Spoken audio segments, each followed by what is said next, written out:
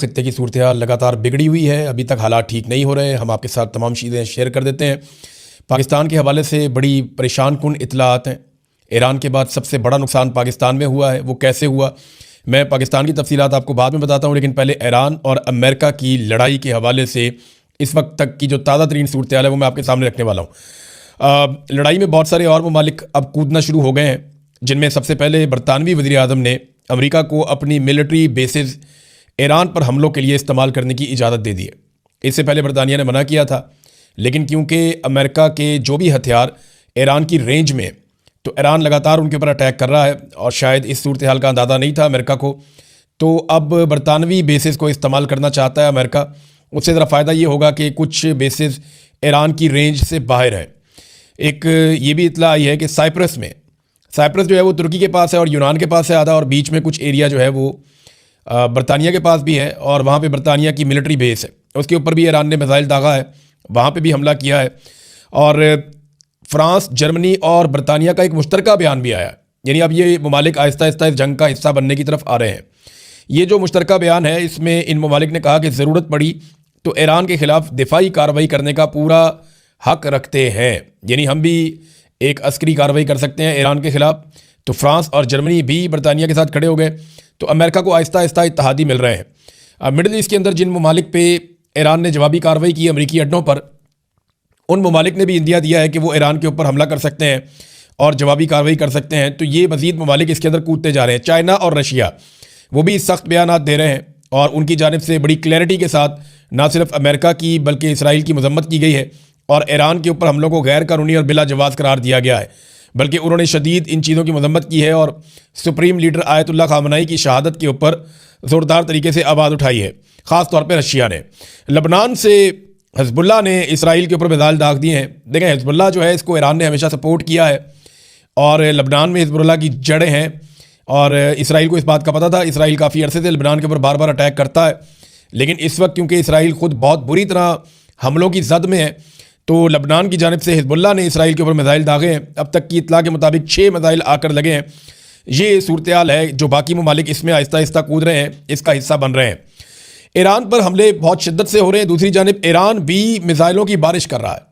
अब कुछ मनाजिर ऐसे देखे हमने, जो लोग वीडियोज़ बना के ये दिखा रहे हैं कि ईरान ने इसराइल के ऊपर बाज़ टाइम पे ऐसा दिखाई दिया जैसे मिसाइलों की बारिश कर दी। बहुत ज़्यादा मिसाइल जाकर गिरे हैं, और जो कतर के अंदर अमरीकी बेसिस हैं वहाँ पे बहुत ज़्यादा ईरानी मिसाइल जाकर गिरे हैं। और कुछ मिसाइल अब वो ये बता रहे हैं कि पहले जो मिसाइल आ रहे थे उनकी रफ्तार और तरह थी, वो दिखाई भी दे रहे थे, लेकिन अब जो मिसाइल आ रहे हैं वो तो दिखाई भी नहीं देते, बहुत रफ्तार से आ रहे हैं। उनका सिर्फ धमाका सुनाई देता है और वो सिर्फ आवाज़ आती है उनकी। तो अब ईरान जो है वो हाइपरसोनिक या बहुत जदीद हथियार इस्तेमाल करना शुरू हो गया। ईरान के पास हथियार हैं कितने, इसके बारे में मैं आपको ये बताता हूँ, क्योंकि बहुत सारे लोग ये सवाल पूछ रहे हैं कि ईरान के पास कितने मिसाइल हैं और वो कितने दिनों तक इन मिसाइलों का इस्तेमाल कर सकता है। तो ये ज़ख़ीरे के बारे में ना कोई भी मुस्तनद इन्फॉर्मेशन नहीं है। अमेरिका और इसराइल के जो सोर्सेज हैं उनका अंदाज़ा है कि ईरान के पास 3 से 5 हज़ार मिसाइल हैं, और ये ऐसे मिसाइल हैं जो खौफनाक मिसाइल हैं। यानी अगर वो रोज़ाना भी 100-150 मिसाइल चलाए, 200 मिसाइल चलाए, तो तब भी वो 1 महीने तक ये लड़ाई लड़ सकता है। यानी 3000 से लेकर लगभग 5000 तक के मिसाइलों का एस्टीमेट है अमेरिका के पास और इसराइल के पास। जबकि ईरान का ये दावा है कि उनके पास बहुत बड़ी मिकदार में मिसाइल हैं। जो पुराने मिसाइल हैं ईरान के पास, जो वो हमेशा से इस्तेमाल करता चला है रवायती मिसाइल, वो तो उन्होंने बहुत सारे बनाए हुए हैं, लेकिन जो जदीद मिसाइल हैं उनकी गिनती थोड़ी है। लेकिन अमेरिका के और इसराइल के मुताबिक, और जो कुछ तखमीने आलमी सतह पर दिफाई इदारों ने और तंजीमों ने लगाए हुए हैं, या जो उन्होंने सोर्सेज से इंफॉर्मेशन इकट्ठी की है, उसमें वो अगर बहुत ज़्यादा भी हैं तो वो 5000 कहे जाते हैं। कुछ सोर्सेज ये भी कहते हैं कि 8000 तक हैं। तो ईरान काफ़ी देर तक ये लड़ाई कर सकता है। अगर वो इस लड़ाई को वक्फे के साथ करे तो वो काफ़ी नुकसान भी पहुंचा सकता है। अच्छा, क्या ईरान में रजीम तब्दील किया जा सकता है? देखें, ये सारा मामला हो तो इसलिए रहा है कि ईरान को दबाव में लिया जाए और ईरान को उन शराइत पर लाया जाए जिन शराइत के ऊपर अमेरिका और इसराइल राज़ी हो जाए, और इसराइल के लिए ख़तरा हमेशा के लिए टल जाए या ख़त्म हो जाए, या अरब ममालिक भी अपने आप को ईरान से एक ऐसा मुल्क समझेंगे जिसको अब ईरान की तरफ से कोई ख़तरा नहीं है। हालांकि ईरान के मामला अरबों के साथ कभी उतने बुरे उस तरह रहे नहीं, ज़्यादा उनका फड्डा जो है वो इसराइल के साथ ही रहा है। बहरहाल, क्या ईरान में रजीम तब्दील किया जा सकता है? तो अब तक जो सूरत हाल दिखाई दे रही है उसमें डोनाल्ड ट्रंप बार बार अपील कर रहे हैं ईरान की आवाम से कि आप निकलें और निकल कर आप हुकूमत पे कंट्रोल करें। और डोनाल्ड ट्रंप बार बार अपील कर रहे हैं ईरानी फोर्सेस पे, धमकी भी लगाते हैं, अपील भी करते हैं कि जनाब आप हथियार फेंक दें और इस लड़ाई का हिस्सा ना बने और आप हुकूमत की बात ना सुने। इस किस्म के पैगाम जो हैं वो हैकर्स फैला भी रहे हैं। और जो मुसाद है इसराइली एजेंसी, वो बहुत ज़्यादा इसमें प्रोपेगेंडा करने में तेज़ है। वो वहाँ पे ईरान के अंदर भी प्रोपेगेंडा करवा रहे हैं। लेकिन इसके बावजूद जो बात साफ दिखाई देती है, ज़मीन पर उतरे बगैर ईरान में रजीम चेंज करना शायद मुमकिन नहीं होगा। आयतुल्लाह खामनेई जो हैं वो, उनकी उम्र देखें ना, अब 86 साल उनकी उम्र थी। इस उम्र के अंदर वो शहीद हो गए। जितना उनकी ज़िंदगी ने फ़ायदा दिया ना ईरानियों को, उतना ही उनकी शहादत ने भी फ़ायदा दे दिया। यानी जो उन्हें इस बात का आइडिया था, अब कुछ लोग ये कह रहे हैं तज्ज़ियाकार के आयतुल्लाह खामनेई खुद शहीद होना चाहते थे और उनकी ये ख्वाहिश थी कि उनको शहीद कर दिया जाए, क्योंकि वो ये जानते थे कि अगर उन्हें शहीद कर दिया गया तो उसके बाद ईरान में रजीम चेंज करना जो है वो बहुत मुश्किल हो जाएगा, क्योंकि अवाम की एक बहुत बड़ी वेव खड़ी हो जाएगी और एक बड़ी हमदर्दी मिल जाएगी आयतुल्लाह खामनेई और उनके हमायतियों को। तो उसके बाद रजीम चेंज करना शायद मुमकिन नहीं रहेगा। तो अब यही सूरत हाल ईरान में देख रहे हैं, बहुत बड़े बड़े मुजाहरे हो रहे हैं, बहुत बड़ी तादाद में लोग यकजहती के लिए निकल रहे हैं, अमेरिका के खिलाफ निकल रहे हैं, इसराइल के खिलाफ निकल रहे हैं। तो ये चीज़ें नॉर्मली जंग के दिनों में ऐसे होती नहीं, लेकिन यहाँ पे हम होती हुई देख रहे हैं। तो वो जो ख्वाहिश थी एक आयतुल्लाह खामनेई की कि उनकी मौत भी ईरान के काम आए, तो वो ऐसा लगता है कि वो काम आई है। तो ईरान में अगर रजीम तब्दील करना है तो ग्राउंड पे फोर्सेस को उतारना पड़ेगा और फिर एक लंबी लड़ाई के नतीजे में ही रजीम तब्दील हो सकता है। और अभी आप वैसे कुछ कह नहीं सकते, बहुत कंफर्म इत्तला आप नहीं दे सकते, क्योंकि ईरान के अंदर एक बागियों का या आप कह लें गद्दारों का भी एक बहुत बड़ा हुजूम है। बहुत सारे गद्दारों को पहले ही सज़ाए मौत दी गई है, बहुत सारे गद्दारों को ईरान में सज़ाएँ दी गई हैं। और ये भी अभी जो जिन लोगों ने ये इन्फॉर्मेशन दी है, जो जासूसी करते रहे हैं, वो भी ईरान के अंदर ही मौजूद हैं सारे लोग। तो ये आप कह नहीं सकते कुछ कि कल क्या हो जाएगा, लेकिन रजीम तब्दील करने के लिए ऐसा लगता है कि ज़मीन पे आना पड़ेगा। और यही सूरत हाल जो है वो अफ़गानिस्तान की भी है। अगर अफ़गानिस्तान के अंदर पाकिस्तान चाहता है कि रजीम तब्दील कर दिया जाए, तो ग्राउंड फोर्सेस के वहाँ पे जाकर कंट्रोल करने तक ये नहीं हो सकेगा। देखिए ना, अमेरिकन ने जब अफ़गानिस्तान में रजीम तब्दील किया था 9/11 के बाद, तो वो तब तक नहीं हुआ था जब तक कि अमेरिकन फोर्सेस ग्राउंड पे नहीं उतर गई थी और फिर उन्होंने अपनी कठपुतली हुकूमत बनाई थी। अगर पाकिस्तान ये चाहता है कि अफगानिस्तान के अंदर हुकूमत तब्दील हो जाए, तो वो खाली हवा से बम मार के या मिसाइल मार के आप नहीं कर सकते। ये तालिबान जाएंगे, जाके पहाड़ों में छुप जाएंगे, वहाँ से हुकूमत चलाएंगे, कोई और हुकूमत कंट्रोल कर ही नहीं पाएगा, ये उनको मारेंगे। तो आपको ग्राउंड के ऊपर मुस्तकिल अपनी फौज बैठानी पड़ेगी अगर रजीम तब्दील करना है। और यही सूरत हाल ईरान की है। अभी जो एक बड़ा अटैक हुआ है वो चाबहार की जो बंदरगाह है ईरान की, जिस पे चाइना ने बहुत इन्वेस्टमेंट की हुई है, वहाँ पे इसराइली और अमरीकी तैयारे बमबारी कर रहे हैं। और ये चाबहार की जो बंदरगाह है लगभग 70-80 मील दूर है पाकिस्तान गवादर से, ज़्यादा दूर नहीं है। उस तरफ जो है वो चाबहार की बंदरगाह है, इस तरफ जो है वो बंदरगाह है गवादर की। तो ये पाकिस्तान से ज़्यादा दूर नहीं है। वहाँ पे चाबहार के एरिया में बमबारी हो रही है और उसे निशाना बनाया गया है। यहाँ पे चाइना ने इन्वेस्टमेंट भी की हुई है, ये बात हमें ध्यान में रखनी है। नाज़रीन, पीर वाले दिन यानी आज जब आप ये वीलॉग देख रहे हैं तो अभी सुबह का वक्त है। जब पाकिस्तान में शाम हो जाएगी तो अमेरिका में सुबह हो जाएगी। और जो पीर का दिन होगा वहाँ पे स्टॉक मार्केट खुलेगी, तो तब पता चलेगा कि दुनिया का इसके ऊपर रद्द-ए-अमल क्या है और मालियाती तौर पे किसको कितना नुकसान होता है। देखें, ये जो स्टॉक मार्केट है ना, ये अमेरिका की स्टॉक मार्केट पूरी दुनिया के अंदर सबसे तगड़ी मार्केट है और वो बहुत सारी चीज़ों का फैसला करती है। तो ये ख्वाहिश थी अमेरिका की, इसराइल की, कि मंडे से पहले पहले सारा मामला निपटा लिया जाए। लेकिन ये मामला लिंगर ऑन हो रहा है और ईरान जो है वो लगातार बमबारी कर रहा है। उसके ड्रोन जाकर यूएई में, बहरीन में, कतर में और मुख्तलिफ ममालिक के अंदर, उर्दन में, इराक के अंदर उन्होंने बहुत बड़ा हमला किया अमेरिका के असला डिपो के ऊपर। फिर कुछ जगह पे जहाँ अमेरिका के बहरी बेड़े हैं वहाँ पे उन्होंने अटैक किया, नुकसान पहुँचाया, आग लगी है। तो ईरान लगातार हमले कर रहा है। देखना यह है कि पीर वाले दिन अमेरिकी मार्केट से किस किस्म का रद्द-ए-अमल आता है और दुनिया में पेट्रोल की प्राइसेस कहाँ जाती हैं। अगर तो पेट्रोलियम प्राइसेस बढ़ जाती हैं दुनिया में, तो एक बहुत बड़ा प्रेशर जनरेट हो जाएगा। अमेरिका इस लड़ाई को जल्दी निपटाना चाहता है। डोनाल्ड ट्रंप की ख्वाहिश है जितनी जल्दी हो जाए ये मामला निमट जाए और रजीम चेंज ऑपरेशन अगर वो मुकम्मल कर सके या जो भी अहदाफ उन्होंने और हासिल करने हैं वो कर लें। लेकिन ईरान इसको लंबा खींचता हुआ दिखाई दे रहा है। ईरान के लिए चैलेंजेस बहुत ज़्यादा हैं, लेकिन क्योंकि अब वो ऐसी सिचुएशन में आ गए हैं कि अगर हम डूब रहे हैं तो हम आपको भी लेकर डूबेंगे। लंबी जंग जो है वो खलीजी ममालिक को भी सूट नहीं करती। आप देखें ना, जो खलीजी ममालिक हैं उनका इन्हिसार 3-4 चीज़ों पे है। नंबर 1, उनका इन्हिसार उनके वसाइल पे है, जो उनके पास तेल है, पेट्रोलियम मसनूआत है, उनके ऊपर उनका बड़ा इन्हिसार है खलीजी ममालिक का, गैस पे और तेल पे, पेट्रोलियम पे।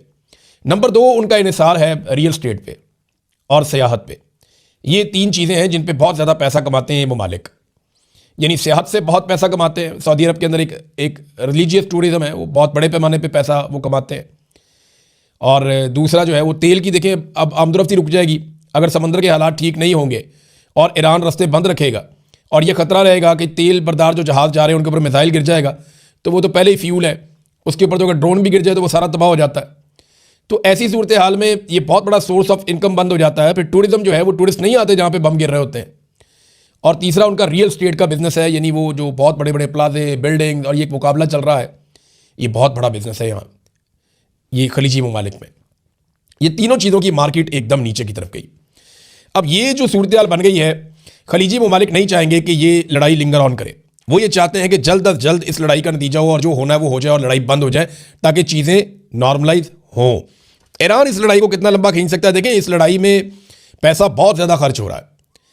एक जो मिसाइल है, जो पैट्रियट एयर डिफेंस सिस्टम में अमेरिका इस्तेमाल करता है, उसकी कीमत लगभग $4.25 मिलियन है। और इसी तरह जो आयरन डूम है उसकी भी कीमत बहुत ज़्यादा है। उनकी जो बैटरीज हैं, उनके जो मिसाइल्स हैं, जो आने वाले मिसाइलों को डिफ्यूज़ करते हैं, ये ईरान जितने का मिसाइल मारता है उससे बहुत ज़्यादा पैसों से वो उसको रोकते हैं, क्योंकि एक एक मिसाइल को मारने के लिए वो नीचे से बहुत सारे मिसाइल फायर करते हैं।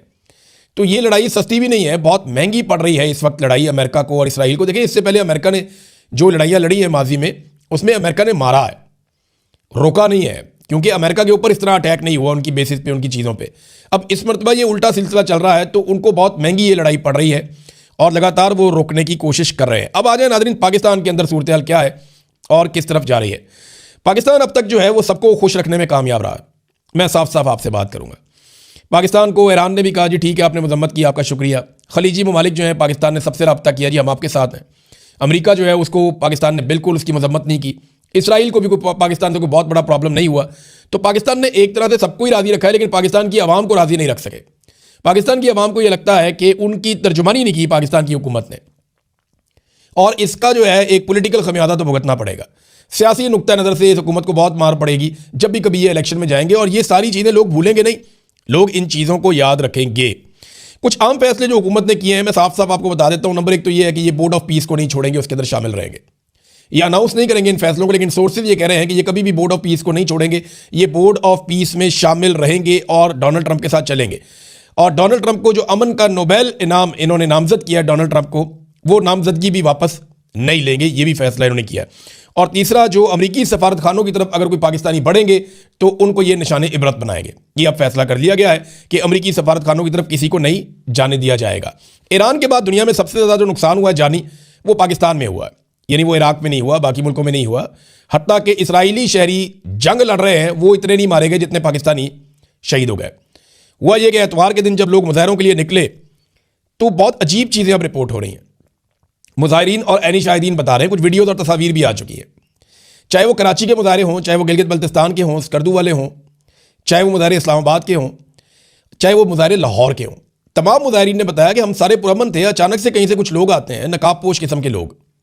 बल्कि कराची में तो वो बुलेट प्रूफ जैकेट उसने पहनी हुई अपनी शर्ट के नीचे, और उसके जूते देखकर लगता है जैसे कोई फोर्सेस का आदमी है, ट्रेंड आदमी है, यानी मेरा मतलब है। उसके हाथ में पिस्टल है, वो फायरिंग करता है ओट लेकर, नकाब उसने पहना हुआ है, उसके साथ और नकाब पोश भी हैं। और ये कार्रवाई करने के बाद वो लोगों को खींचता हुआ ले जाता है कौंसल खाने की तरफ। यानी लोगों को इंस्टिगेट किया गया। जो उलमाए कराम है उन्होंने लोगों को कहा था पुरअमन रहना, आपने एहतजाज करना है। लेकिन ये जत्थे कहाँ से आए, ये लोग कहाँ से आए? देखिए 9 मई को यही तो हुआ था। पाकिस्तान तहरीक इंसाफ की लीडरशिप बार बार ये कहती रही हम तो जाना ही नहीं चाहते थे कोर कमांडर हाउस के अंदर। वो तो चंद नकाबपोश आए, वो लोगों को गाइड करते थे, आओ चले, आओ आगे बढ़ो, तुम गैरत खाओ, तुम इधर चलो। वो कार्रवाई डाल के निकल गए। बाद में लोग वहां पे, अब अवाम तो जज्बाती होती है, आप उसको जिस तरफ ले जाते हैं वो चल पड़ती है। यही काम गिलगित बल्तिस्तान में हुआ। लोगों ने बाकायदा बताया कि उन्होंने ऐसे लोग देखे जिन्हें वो नहीं जानते, और उन्होंने ये कार्रवाइयां डाली, उन्हें पकड़ने की कोशिश की गई, लेकिन दूसरे नकाबपोश लोग उनको छुड़ा कर दे गए। अब ये नामालूम अफराद कौन हैं जिन्होंने हालात ख़राब करने की कोशिश की, और वजह क्या थी? पाकिस्तान में डिफरेंट इतलात आ रही हैं। सबसे कम जो इतला आई है, 30 अफराद जाँ बहक हुए हैं इन वाक़यात में। यानी 30 लोग शहीद हो गए जो एहतजाज करने के लिए निकले थे। आयतुल्लाह ख़ामनी की शहादत के बाद जो लोग एहतजाज करने के लिए निकले, उनमें 30 लोग कम से कम, और जो ज़्यादा इतलात आ रही हैं 40 तक लोग बताए जा रहे हैं कि जो शहीद हो गए हैं पूरे पाकिस्तान में। इस्लामाबाद में भी इसी तरह वाक़या हुआ, लाहौर में भी ऐसे ही हुआ, कराची में भी ऐसे ही हुआ, और गिलगित बल्तिस्तान में भी ऐसे ही हुआ, और पेशावर के अंदर जो है वहाँ पे भी आंसू गैस की शेलिंग और पुलिस को कंट्रोल करने के लिए सब कुछ करना पड़ा। अब ये लोग सहाफ़ी जो हैं उनसे बात हुई, वो कहते हैं हम भी हैरान हैं। यानी हमेशा जब भी कोई ये कॉन्सुलेट की तरफ बढ़ता है तो पहले कंटेनर लगा देती है पुलिस 3-4 बैरियर्स बना देती है, आगे खड़ी हो जाती है, आंसू गैस की शेलिंग वेलिंग करते हैं, लोगों को रोक लेते हैं, कभी कॉन्सुलेट तक जाने नहीं देते। लेकिन वो कहते हैं हम हैरान रह गए कि इस मरतबा हुआ क्या पुलिस को। सबको पता था कि लोग निकलेंगे और कॉन्सुलेट की जानिब बढ़ेंगे, लेकिन किसी किस्म का कोई इंतजाम नहीं किया गया। पहले चंद लोगों ने आकर नामालूम अफराद ने लोगों को इश्तियाल दिलाया और उसके बाद गोलियां चला दी गई, और यही हर जगह पे हुआ है। अब ये जो 40 बंदा मारा गया है, क्या पैगाम किसको दिया जा रहा है? यानी कुछ लोग ये कह रहे हैं कि शायद पाकिस्तान बार बार अमेरिका को ये बताना चाहता है कि देखें हम अपनी आवाम को भी मारने के लिए तैयार हैं, आपके साथ खड़े होने के लिए, देखिए हमारे ऊपर कितना दबाव है। और यही मामला हुआ था जब तहरीक लब्बैक के लोगों को गोली मारी गई थी मुरीदके में। मेरी तहरीक लब्बैक के लोगों से जब बात हुई थी ना, तो वो मेरे पर रिकॉर्डेड कॉल पड़ी हुई थी। वो ये कह रहे थे कि हमें ट्रैप कर लिया गया, हमें बाकायदा बताया कुछ और गया, हमें निकाला कुछ और करके गया, और यहां पहुंचा के हमें ट्रैप कर लिया गया। अब ये हमारा कत्लेआम कर रहे हैं, हमें मार देंगे।